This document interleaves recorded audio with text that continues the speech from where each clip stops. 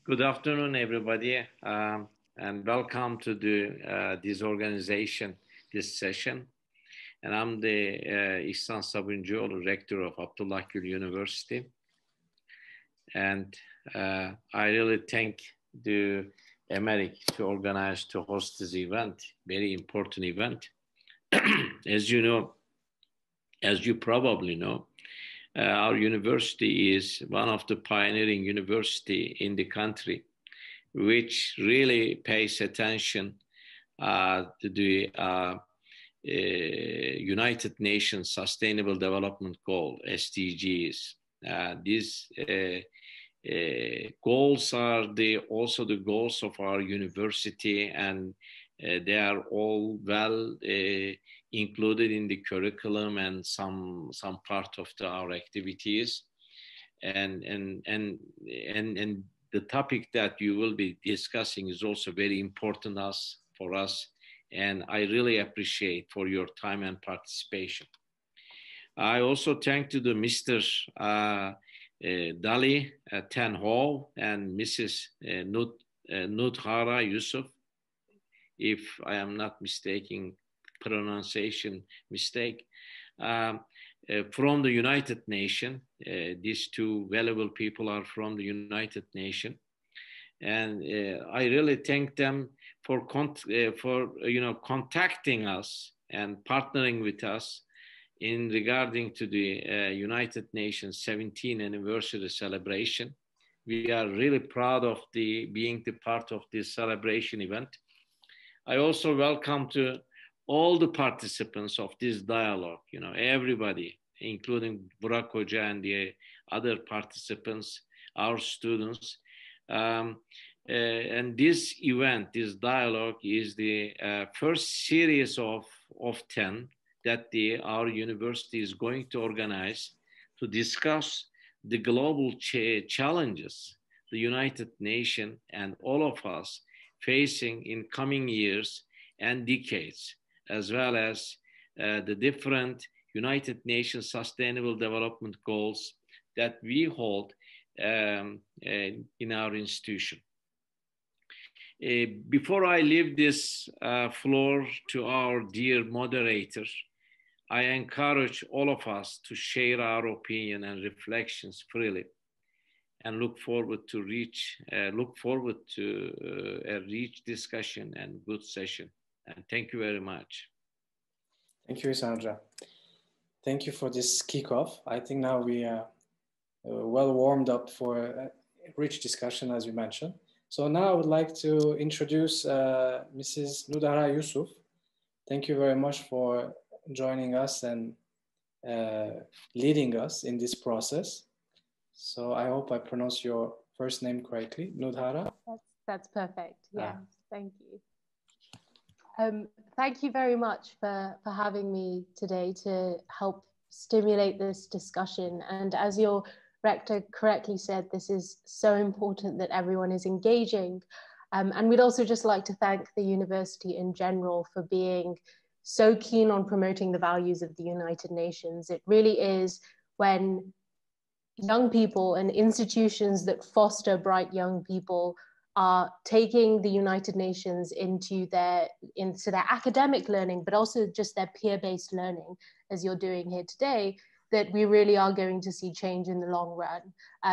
In the end, the United Nations is about we the peoples, and we the peoples on this call now, whether it be at your university here or at your nation at large, are critically important for any change that we hope to see in the following few years.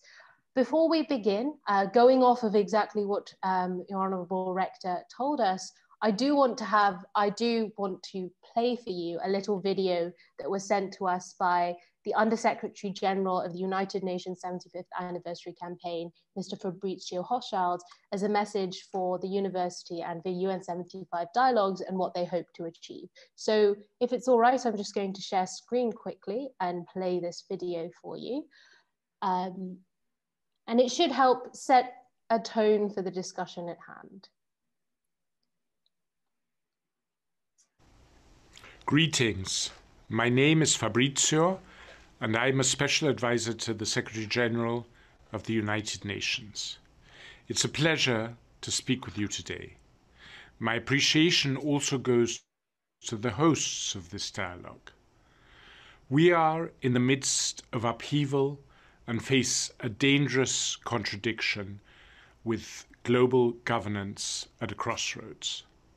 Transnational challenges are multiplying, from the pandemic we are facing to worsening climate change. At the same time, support to the international mechanisms required to bring solutions to global challenges is diminishing.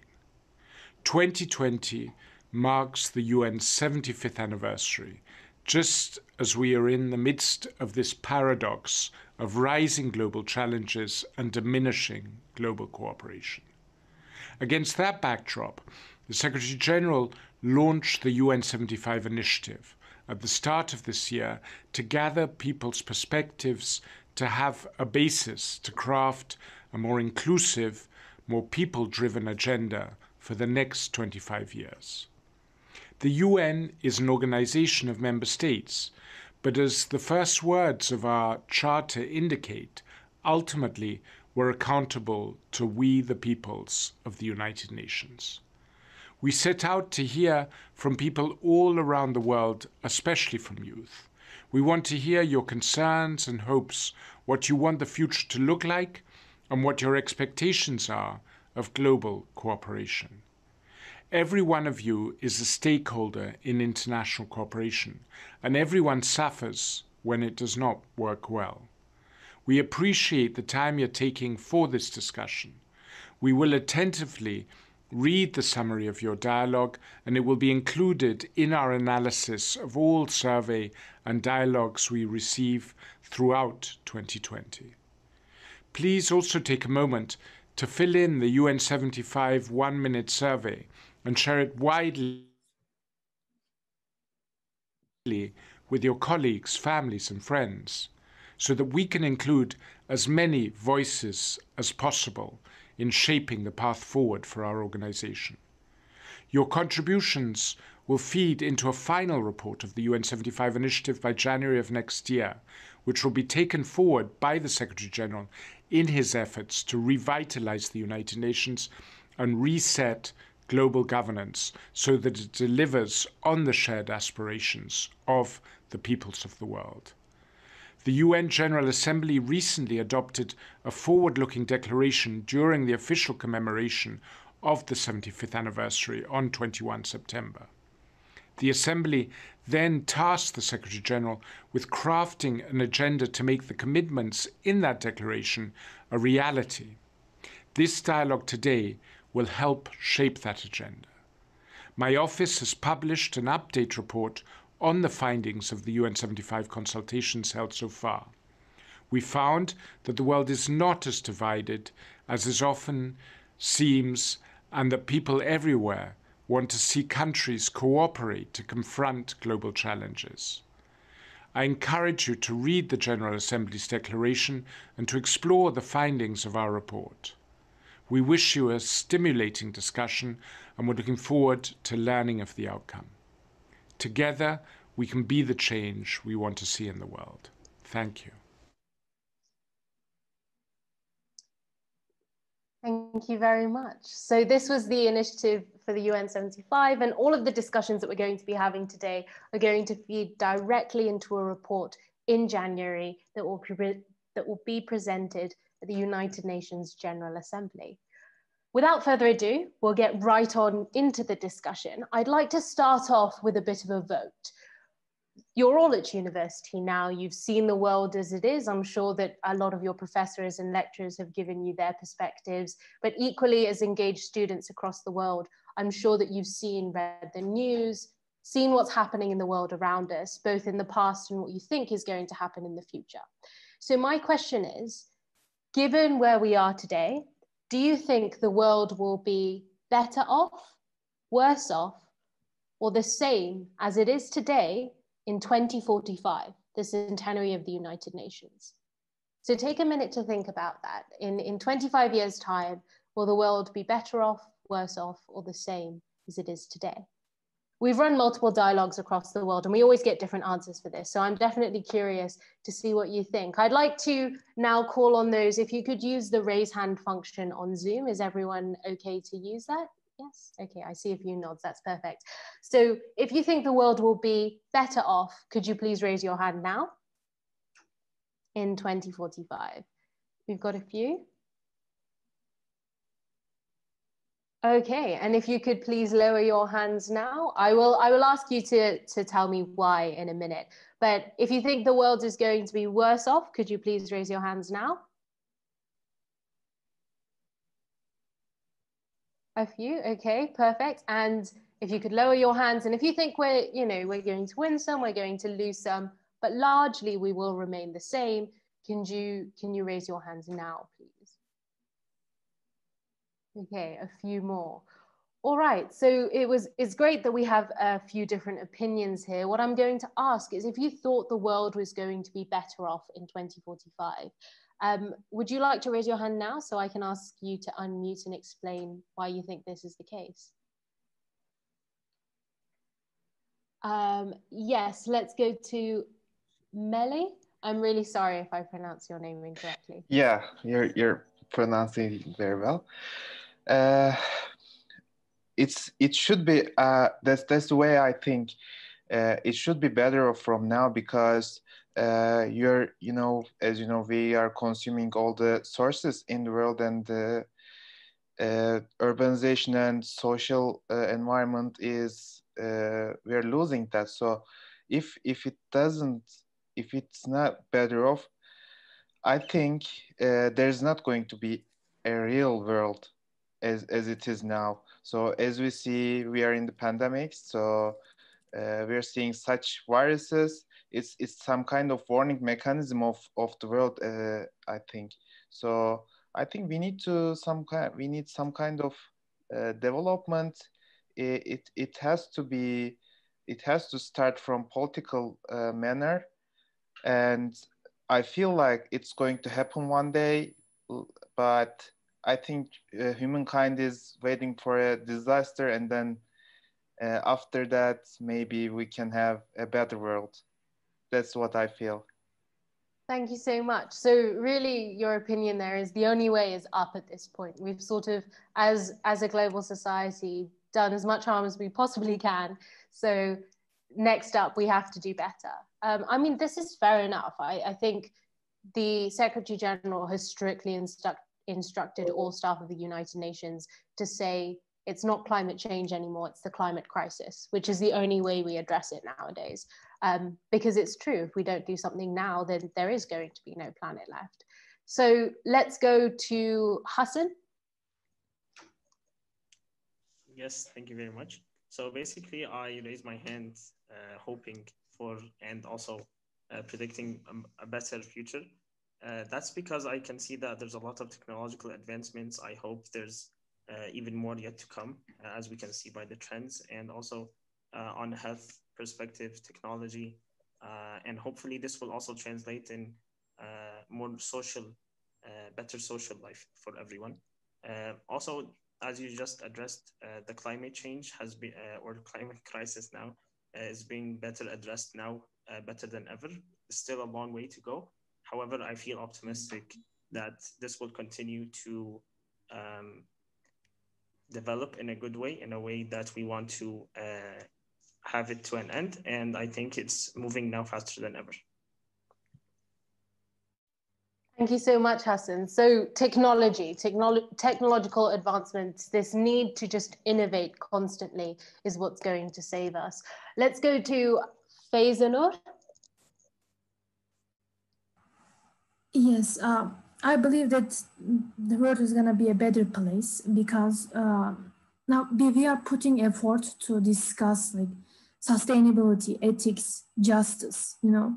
We are re-evaluating the way we consume, the way we produce. And technology is actually paving the way for a better future for us. Now, all of us have acknowledged the importance of our voices, actually. We want our voice to be heard, and we are putting effort for this purpose. I think that's why I believe it. Thank you so much. So young people's voices being heard. And honestly, this is why we want to do the UN 75 campaign, is to take the conversation outside of the walls of Geneva and New York and get your opinions on what's happening. We'll now go to Isabel. Why do you think the world is going to be better off in 2045? Thank you for the floor. Well, this is kind of a long shot to think that, because we never really know, but I think that education is really important. And taking from my personal experience, I have partaken in so many different discussions, and right now I feel that I am changed. And since I feel that for myself, I believe that everyone, especially the youth, can change through education. And there is a really big, let's say, focus put into education. Coming, for example, from GLB, we have a course in our own university that tackles all of these United Nations perspectives, you know, poverty and food and health, and all of these really brings a new perspective to everyone. And as long as we go gradually and advance gradually together through education, I think together we can make that power of changing and really bring a new wave to the world, you know, because generations are going forward, and we are more aware of climatic change, we're more aware of the zero waste movement, we're more aware of human rights, problems across the regions. Through social media, we keep exploring and making people known for problems in North Korea or Uyghur Muslims and so forth. Everything that happens today, we know of it, and we keep on tackling on what happens. And I think that's very important, and it's the thing that is going to bring us in 2045 really, really closer to that utopian world that we believe in. Thank you so much for that, Isabel. I think it's very true that the world has become a lot smaller than it was 75 years ago when the United Nations started. As you said, we're very aware of the different movements that are happening across the country, whether it be a protest happening in Poland or in Nigeria or in South Korea. We're aware of everything that's going on in this world right now. So just that general level of making sure that it's a global problem and not their problem is definitely something to be optimistic about. And then finally, before we go on to ask people that were a little less optimistic, we'll first go to Mahneen, who said that the world would be better off. Why do you think this is the case? Thank you so much for giving me the floor. So basically, as the first thing you said was basically, where are we standing now comparing to 25 years from now? So I think we're in the middle of the pandemic. And now as the good news reports are approaching for the vaccine distribution, and now that I have studied, and I have studied all the efforts that WHO is putting and all the United Nations is putting to purchase the vaccine for the countries who cannot afford, and creating criteria for the vaccine who are going to get first and who are going to get after that. I really am optimistic that after this thing, after we are done over with the pandemic, and after we are able to cure it, we'll be at a way good place and we'll be at a better place. And not only is just because of the vaccine, I think after this pandemic, it is a lot of things have changed for us. We're more concerned, and everything is more dear to us. Our climate is dear to us, environment is dear to us, our people are dear to us. And now we're gonna try our best to protect and prevent any other thing that's gonna pull us down. And I think with that united force, and once we are going to escape this pandemic, and the thing that we're all going to be together, we're all going to be protecting ourselves against anything such as climate problems, anything such as peace wars, or things that are happening in countries different from where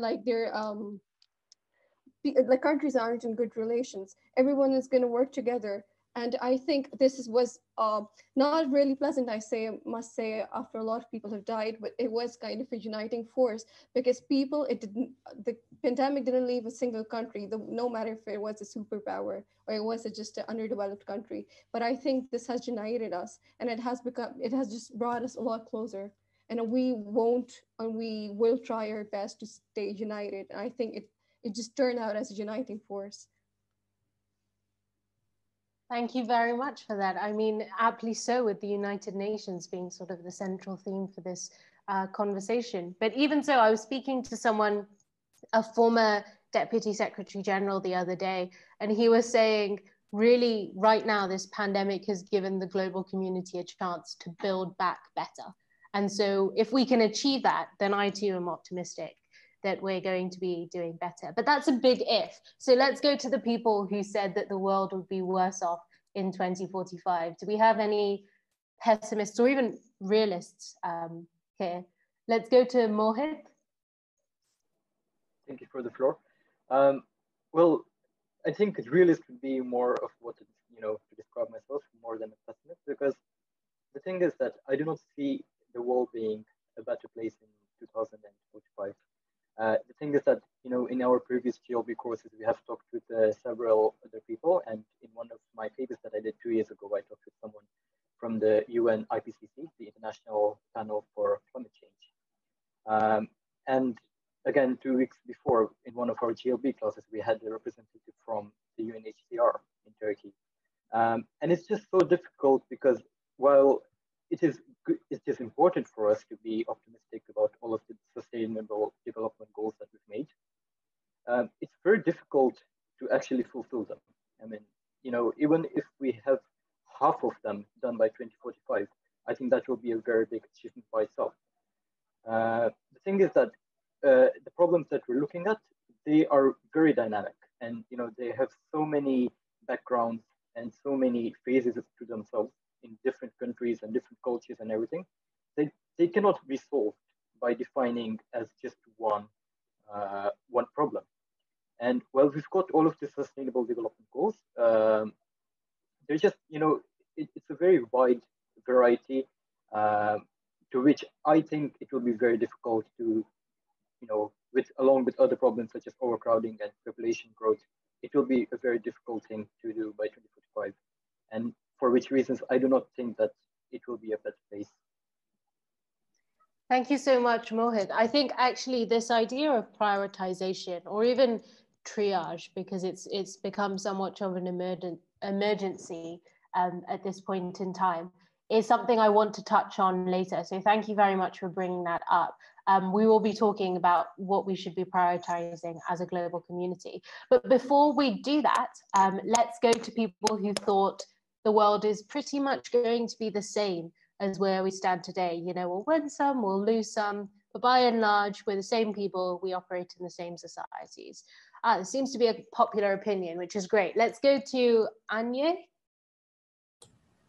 Okay, thank you for the floor. Can you hear me?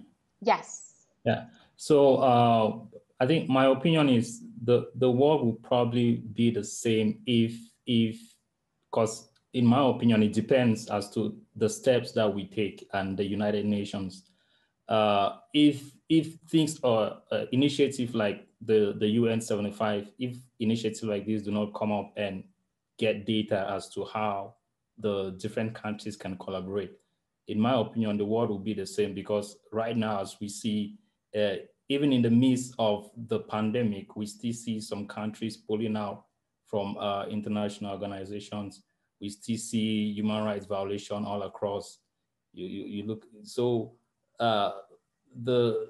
depending on the steps that are taken by maybe international organizations to help reduce maybe conflicts, to encourage countries to collaborate more.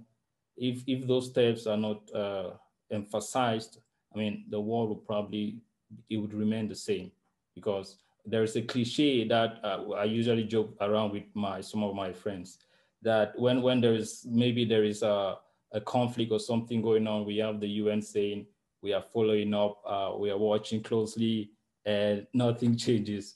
So I mean, if we need more collaboration and more, I mean, practicality for things to change. Yeah, thank you. Thank you very much, Anye, for that. And I think the UN and what the UN could be doing better and making it more accessible is something that I do want, is largely why these dialogues are happening. So we will touch on that again, and thank you for introducing that to this conversation. Before we go on, there are a few more speakers that wanted to say something about this topic. So let's go to Muhammad Ali. Hi, firstly, it's an honor to be here, and thank you for hosting this. Thank you for giving me the floor. I believe, as some of my friends, like for example, Mahneen, Isabel, Hassan, Faizun Noor, they were focusing on technological advancements, awareness, and how we know more, and how we're more aware of what's going on in the world and in other countries. I feel like it's a double-edged sword. It's advancement, but at the same time, it's the implications of it, if it's used wrong, are huge. The pace we're advancing in 1980 to 2000, not as much technological as 20. That's a big thing, like 20 years and 5 years. And I just feel like it's going to increase more. And if we're not careful, these things that we are advancing with, they could just turn on us. For example, taking the pandemic into consideration, if we were not as technologically advanced, it would not have spread as much. So we try to focus on the positive of everything, and which is great. But I think we should also be aware of all the risks that come with it and try to tackle. Because as Mohit said, things like overpopulation, they're going to happen. And I don't think we're anywhere close. So yeah, I think we should have a more exclusive approach as you're doing right now. And yeah, hope for the best. Thank you so much, Mohammed. And you actually bring up a very good point there. We had, Isabel spoke to us about the benefits of information, which I think is certainly very true. But at the same time, the UN is actively running a campaign against misinformation, which is so much easier when you're just forwarding messages on WhatsApp without checking sources or seeing where they're coming from. It's so much easier to trigger paranoia in today's global society, which is significantly harmful. Let's go to Danilo. Why do you think we're going to be the same as we are right now? Thank you.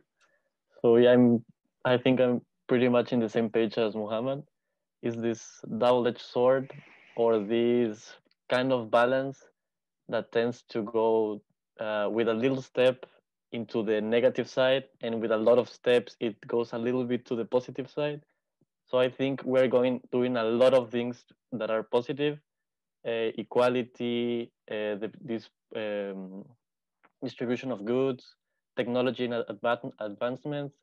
But I also think that our behavior as society is not becoming better. So we are aware. I have so many friends that are aware of waste, of fast fashion, of the effects it has, of the huge inequalities, but that's pretty much all they do. They know and they kind of give a like, and that's it.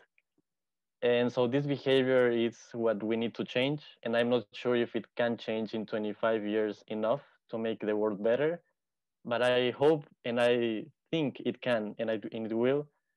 But it will take more than 25 years. And yeah, also our habits.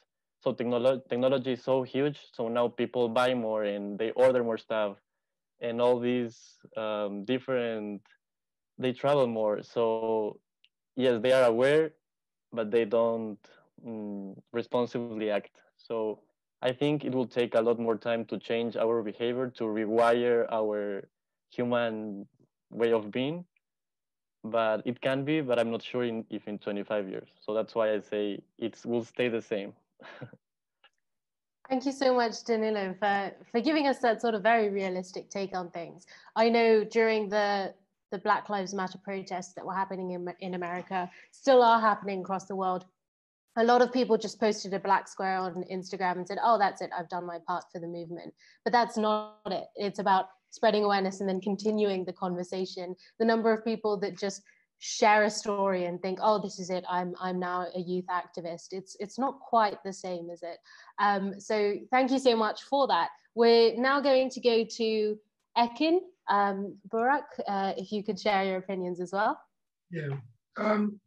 Well, taking where Danilo left, I think the reason of why I think that everything will be more or less the same is that the idea of the nation state is not over yet. And United Nations is pretty much a nation state focused organization, although with SDGs, with UNICEF, UNDP, etc., they're all doing cross-border, cross-state, across-state things. The organization structure of the UN and the way it is organized is the reason why things will not change more or less. Plus, I think the wealthier states, the developing world or underdeveloped world would like to be as wealthy as the wealthier world.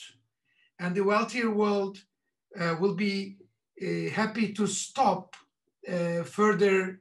I mean, so this is a race. The race does not stop. It's these states that are entities fighting with each other.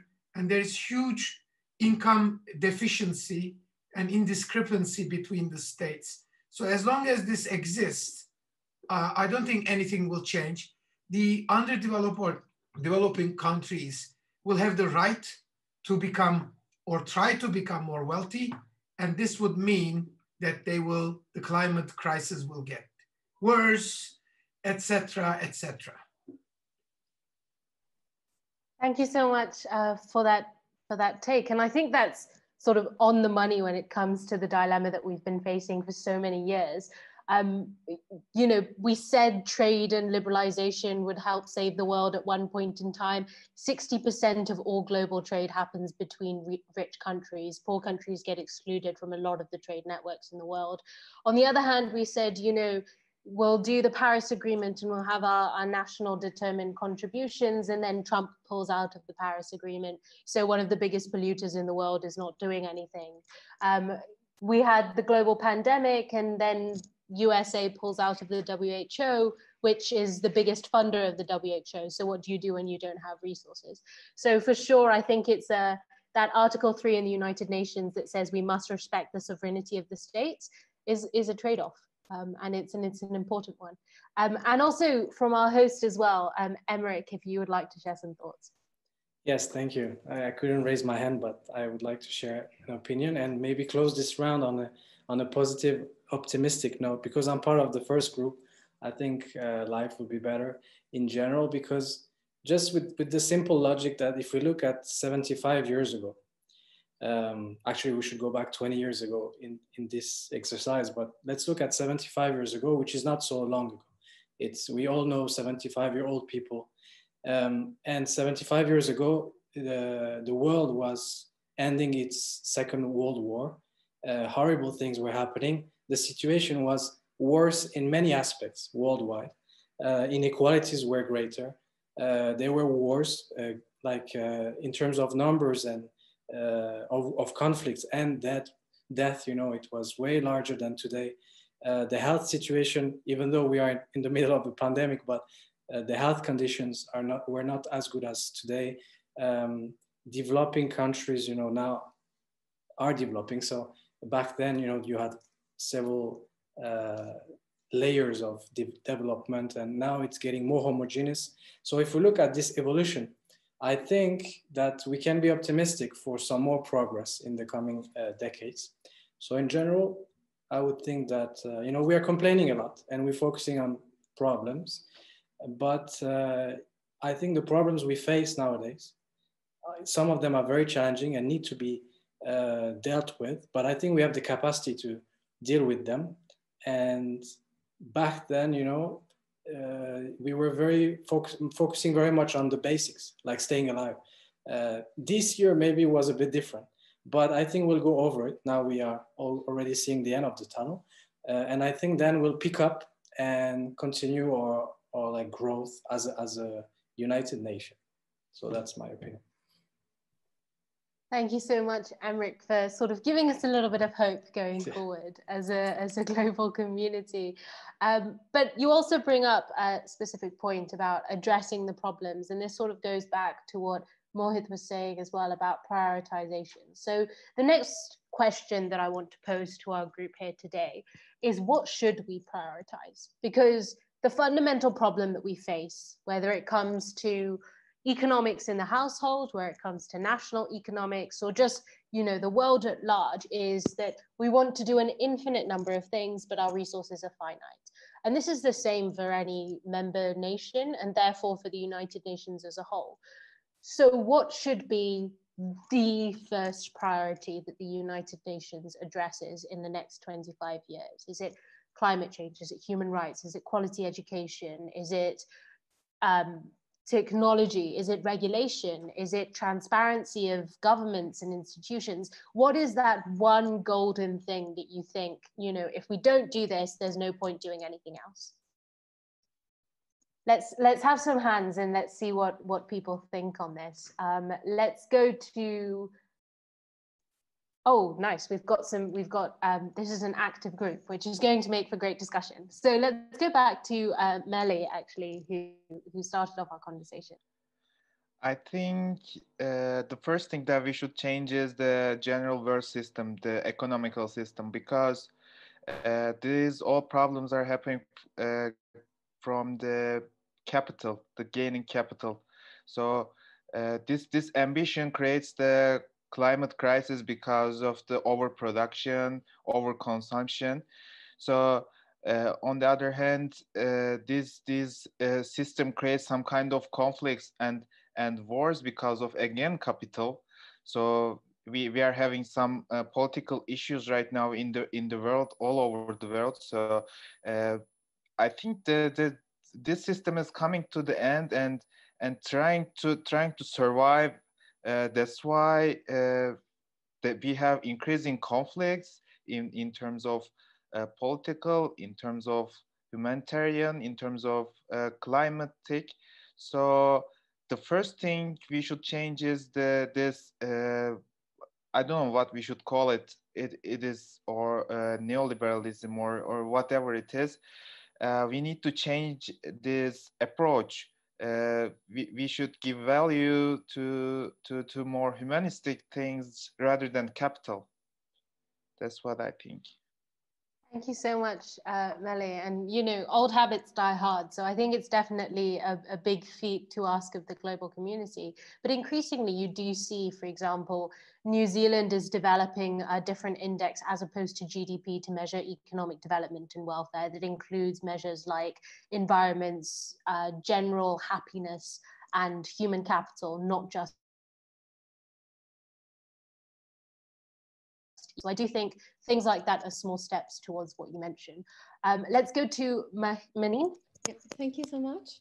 Okay, so again, I would like to put an emphasis to the pandemic, and then I'll explain what I actually mean.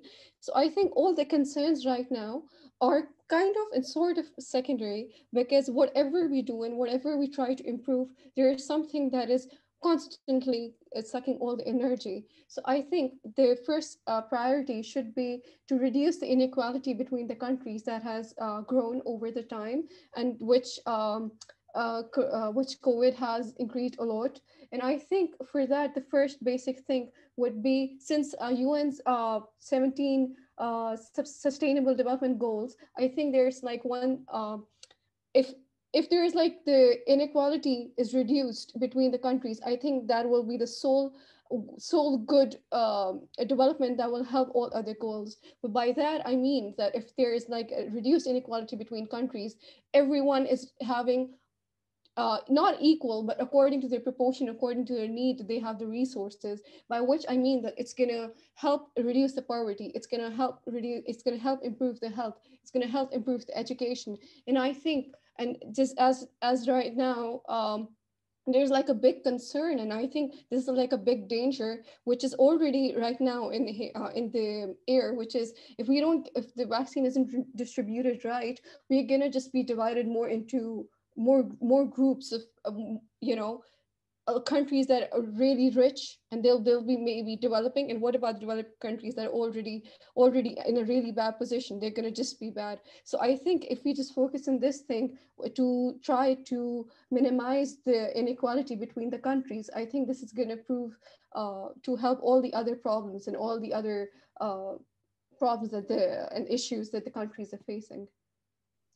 Thank you so much, Maneen. You bring up some good points about how the pandemic could potentially allow us to mitigate inequalities through the distribution of vaccines, but at the same time could exaggerate it.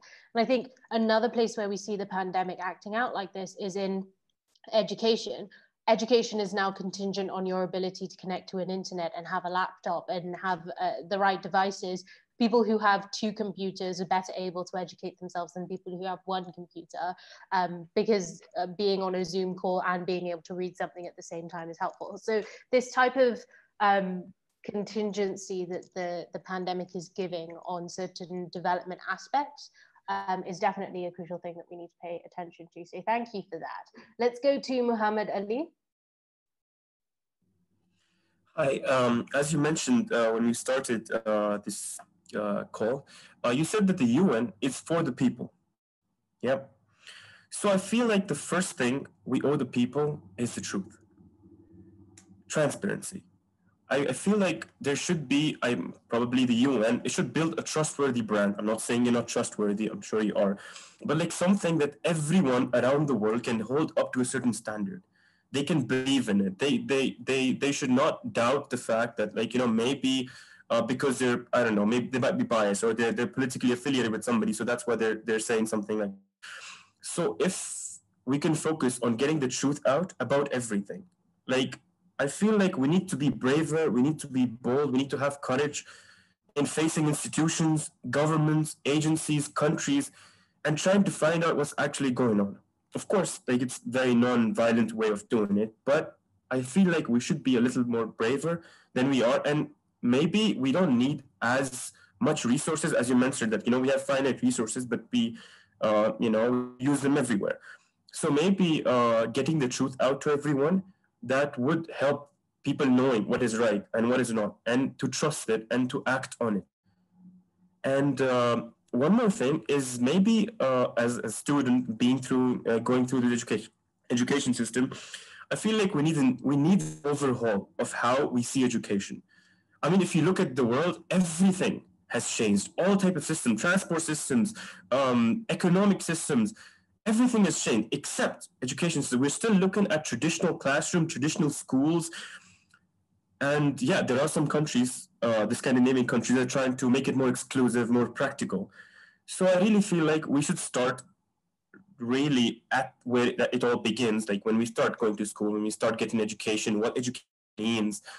And we should focus more on learning and exclusive learning, practical learning, things we can actually do, rather than just tirelessly going to books and exams and just passing the courses because, you know, that's what the world holds us up to these days. So yeah, thank you.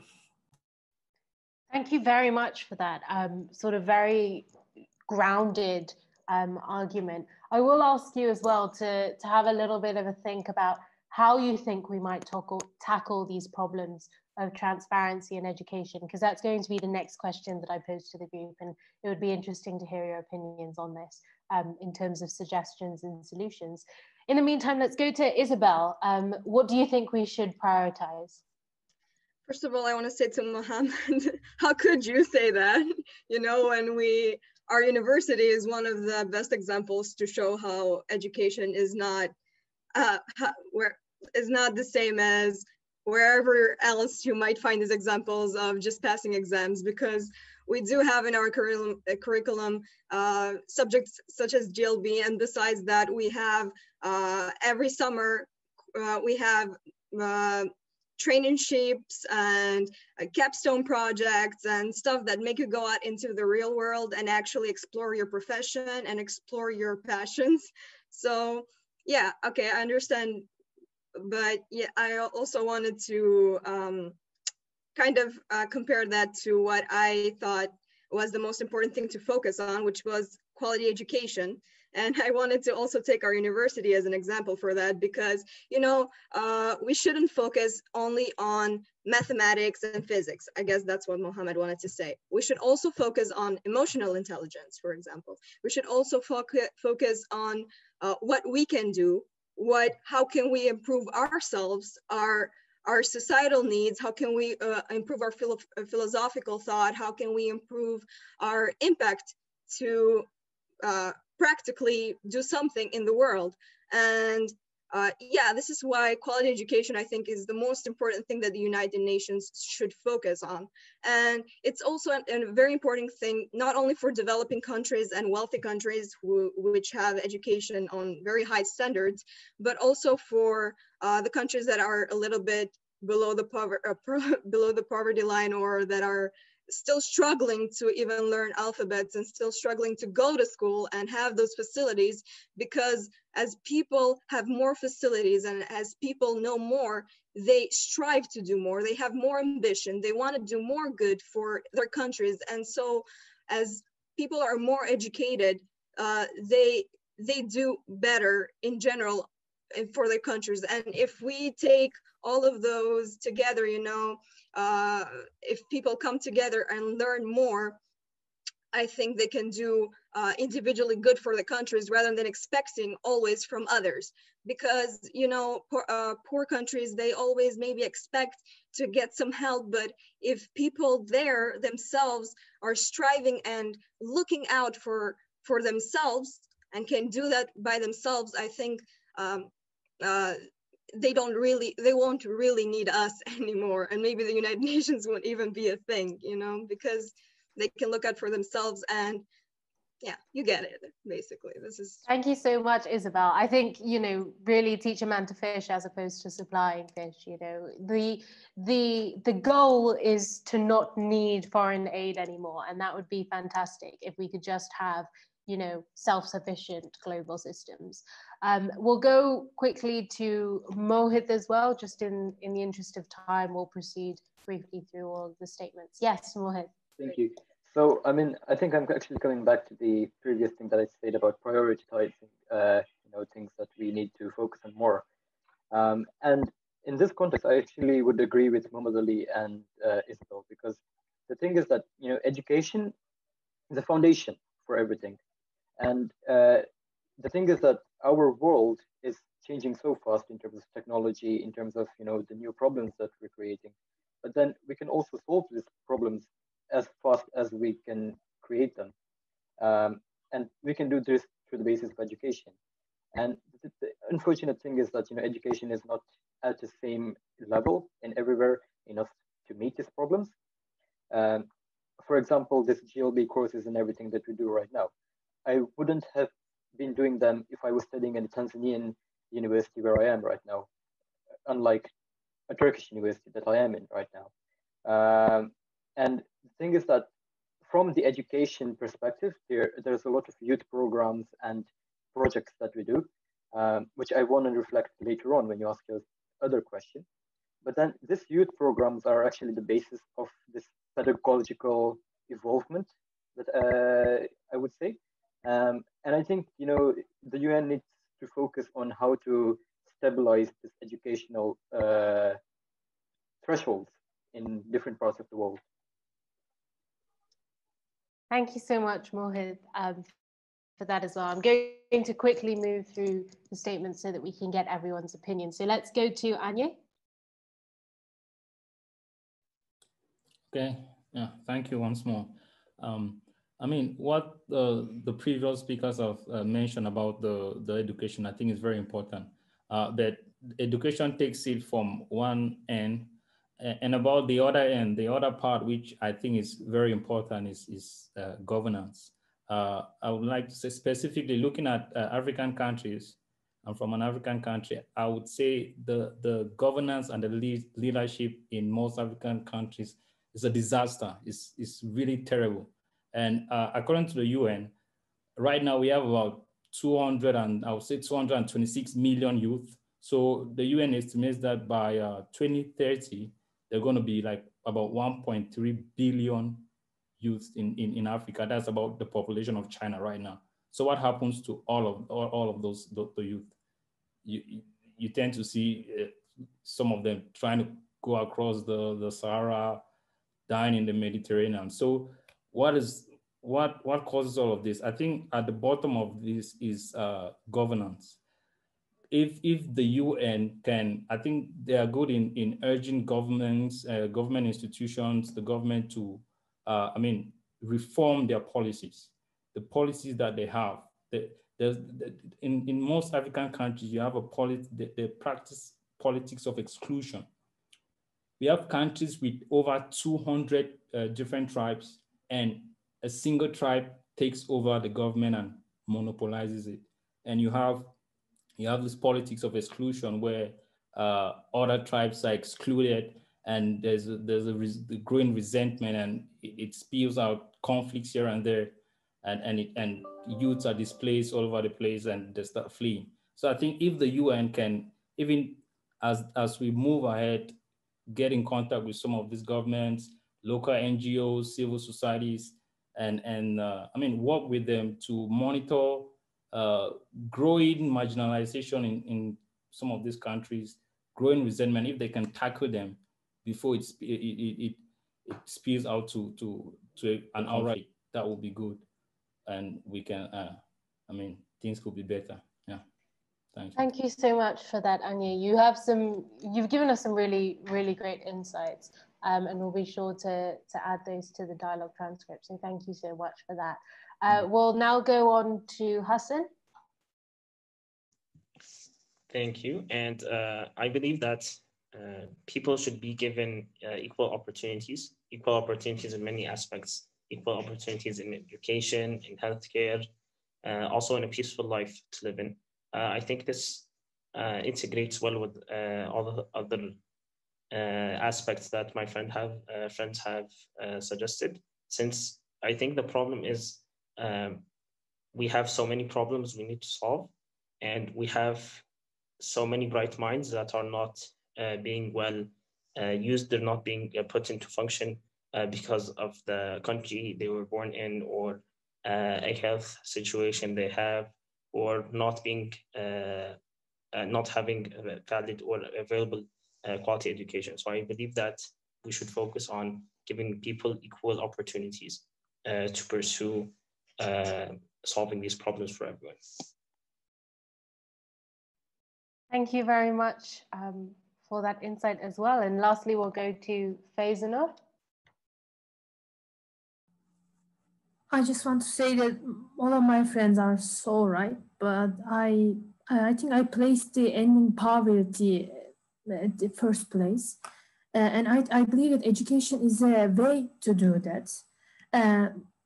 Like when we categorize population by looking their wealth and income, we see that 4 billion people are at the bottom of the pyramid. And all these transnational companies, they hold the power in the global economy. They do not serve those people. They are neglecting them. But there are good examples like microfinance that can help those people to get up on their feet and take their economic freedom. And I believe that that's why we need to prioritize the ending poverty in an economic form. Yes.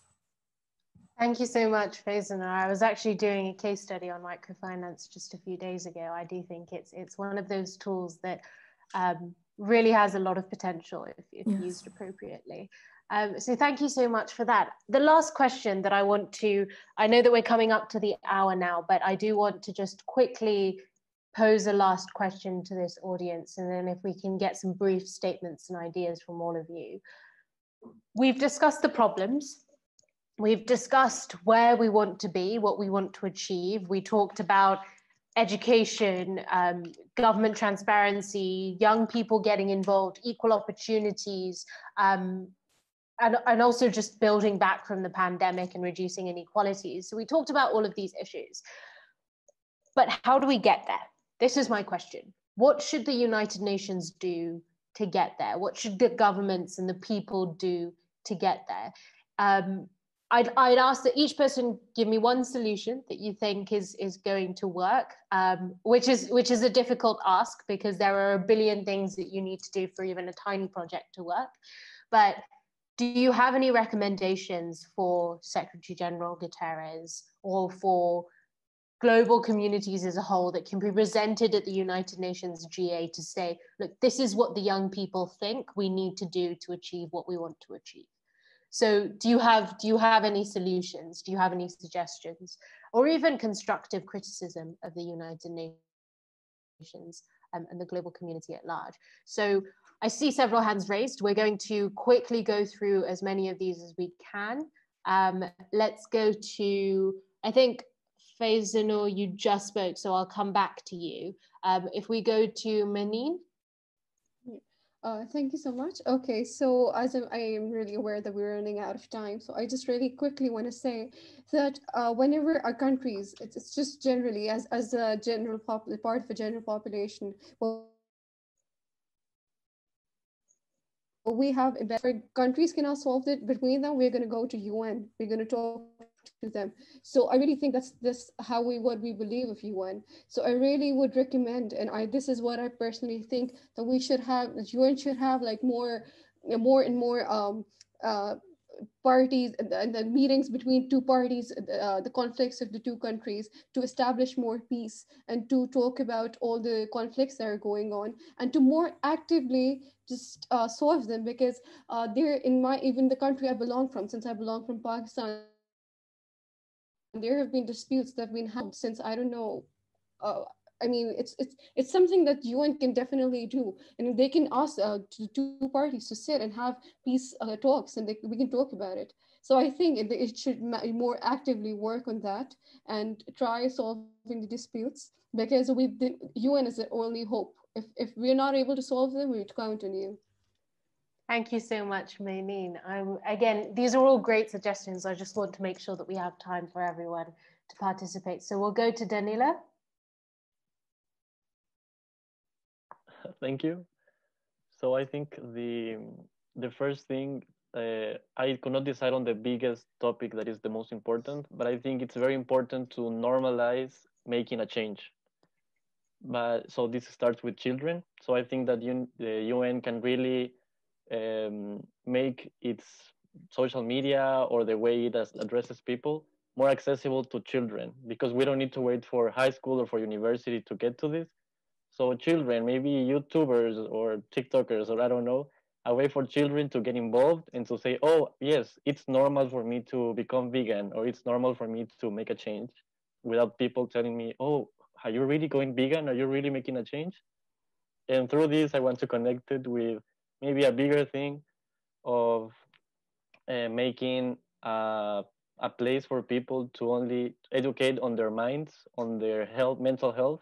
Because if we have people that make decisions driven not by, I want power, I want to conquer the world, I want money, but I want to make a change and I want to be positive with people around me, the world can be better. So maybe these places for people to normally go to a therapist, to a psychologist, to a psychiatrist, and to be mentally healthy and mentally motivated to do something, because I think that's the biggest problem that will address all the other problems at the same time. Thank you very much for those genuine concrete pieces of advice. And I've written all those down and we'll make sure that it goes through. So thank you for that. Let's go to Mohit. Thank you again. So basically, if I was just to say one brief thing, how the UN can actually intervene in everything, is create a small party or create a small organization in every country and every parts of the world that need it. Because the thing is that I believe that a lot of the problems can be solved with very simple and very easy mechanisms. I mean, sometimes, big problems such as unsustainability in the city can be solved by a mere problem of people getting together and mitigating towards it, working with the problem rather than against it. And I think the UN needs to moderate this, for which they would need a representative who are volunteering to go to the spots and pay attention to this. Thank you. Thank you so much, Mohit. I will say, if any of you are interested in getting involved in the United Nations in your own countries, there are United Nations associations in every country in the world. So definitely look up your local association. It's the civil society branch of the United Nations. So I work in the World Federation of United Nations Associations, but each country has one as well. Okay, the next person is Melly. Would you like to just briefly give us a solution that you think will work? Yeah, well, I think that the most realistic solution for me right now is to create some kind of refugee integration into the countries, like, because in the where we're in some kind of pandemic, and before that, governments do not accept that refugees very welcoming. So maybe we can create UN can create some integration centers which locates inside the very strategical positions that can integrate these people to the house community, home community, let's say. Thank you so much, Melly, as well. And I've written this down as well. And I think definitely it's one thing to host, it's another thing to truly integrate. Let's go to Anya. Okay. Thank you once more again. What I think is should be one of the major priorities of the UN would be to target governance, leadership. I go back again to governance and leadership. I mean, the you know, if there is no enabling environment, if there is no security for people to work, go about their daily businesses and everything, nothing can function. So if the government of the day that is responsible for creating that enabling environment and ensuring that businesses go, there's security and everything goes as it's supposed to be, then the economy will break down and everything. So I think with the resources of the United Nations and all their affiliates and the other local NGOs, if they can use all of these NGOs to continue to, I don't know, maybe put pressure on the government or urge the government the way they usually do to be very concerned about the minority populations that they have, the cases of marginalization that people are bringing up, and corruption. You look across in some African countries, the large level of corruption. We have about over 150 billion US dollars lost in corruption every year in Africa. We have within Africa, you look at trade, and there are so many things going wrong. So if the UN can help in that area of trying to buttress governance and leadership across the world, not just in Africa. I tend to focus on Africa because the case in Africa is actually very dire. So indeed, generally focusing on local NGOs and I mean, ensuring that governance is looked upon will go a long way to help, I mean, in the long run, 2045 and moving forward. Yeah, thank you. Thank you very much, Anya. I think, again, your sentiments about governments and transparency is critical. Most of my research is focused on this as well, my dissertation too. So I think, yeah, this is crucial. And I strongly believe institutions are very important as well. Let's go to Hassan. Thank you. And I will try to keep this very brief by saying I believe that we should focus more on solidarity and union, and by promoting the concept of global citizen, being a global citizen and uniting both nations and people together. That's it for me. Thank you so much, Hassan, for that brief statement. And everyone on this call, just by being on this call and having these discussions, are contributing to exactly what Hassan was saying about being global citizens. So truly and sincerely, thank you for doing that. We'll wrap up quickly with brief statements from Muhammad Ali, followed by Isabel. So Muhammad.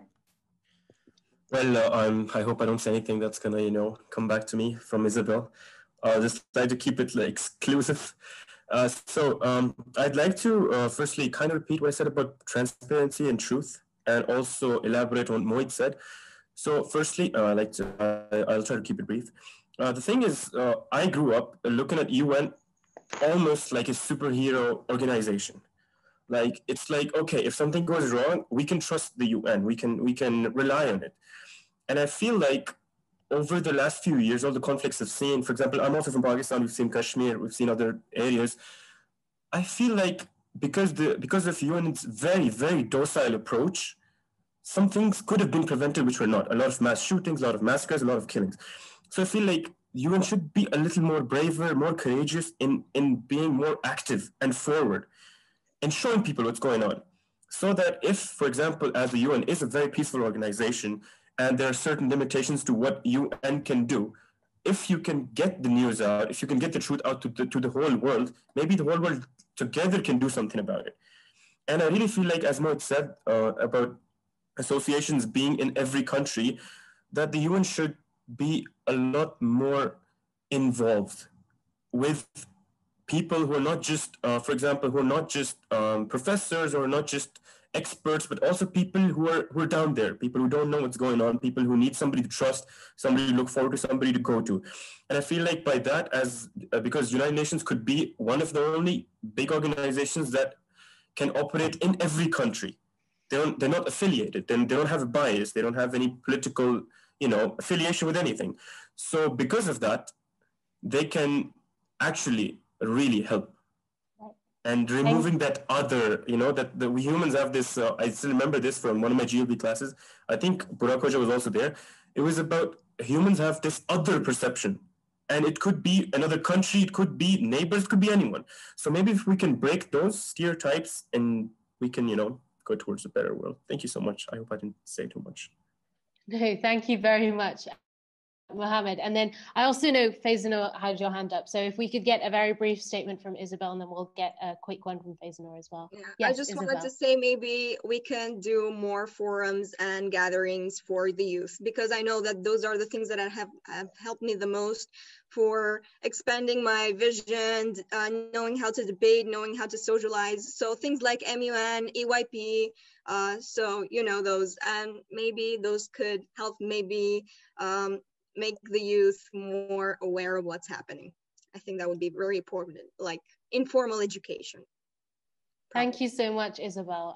And, I strongly agree. I do think this is important, which is why I dedicate my time to doing these conversations. Let's go to you, Faizanur. I really agree with Anya, and I really think that governance is important, and especially local government agencies need to be more organized and coordinated to create this environment where we can come together and solve our problems. Collaboration is important, and we need that on the local level. We need it between countries, but we need it in the local level. Yeah. Thank you so much, Faizanur. I truly want to say that this cohort has provided us with a lot of concrete information, insights going forward. So I truly do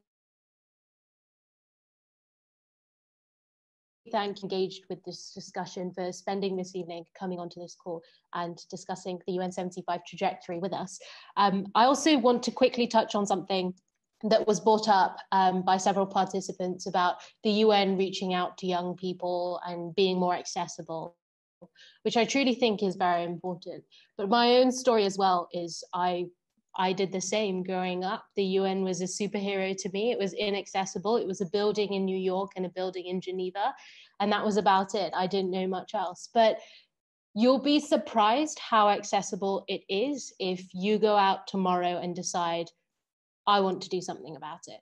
So if you take anything from this call, please let it be the fact that change happens when people like you and me decide that we want change to happen. So go out tomorrow, make a small difference in your local community. If you encourage someone to pick up trash, you're making a change towards our environmental crisis.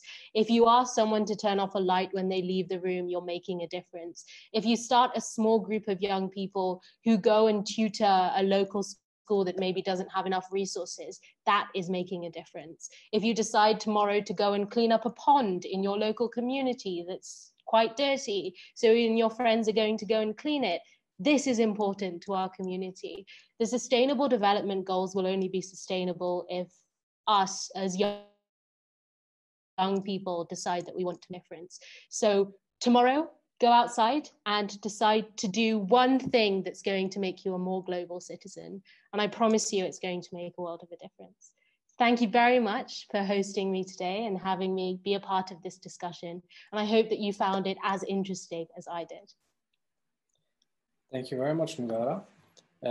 Yeah, I would like to thank everyone in the session, Isanja for opening it and allowing us to organize this session, Burak Hoca for contributing, and all participants. Actually, I was very impressed by the level of feedback and analysis and suggestions that were shared. So I'm very happy. I thought it went very well. I hope everyone is satisfied with the outcome. I think it's not only a great, experience and exercise, to debate, to exchange like this on the international arena, but also, it will go beyond this session.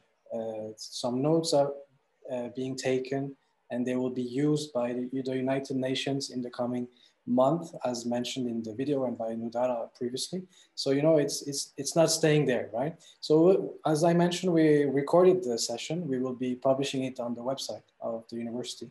So you'll be able to go back to it. You'll be able to share it with your community. And yes, we will do something about it. And hopefully we can make a better world together using United Nations opportunities or any other, like Nudara said, we can be impactful at the very local level as well. So yes, let's change the world for the better. Thank you very much, Nudara, for moderating the session. It's been very pleasant and well done. Thank you so much. And yes, so thank you. Emeric, thank you very much. Thank you very much, and for thank you also all the participants who really provided a very good feedback. And I'm very much impressed with the level of the discussion.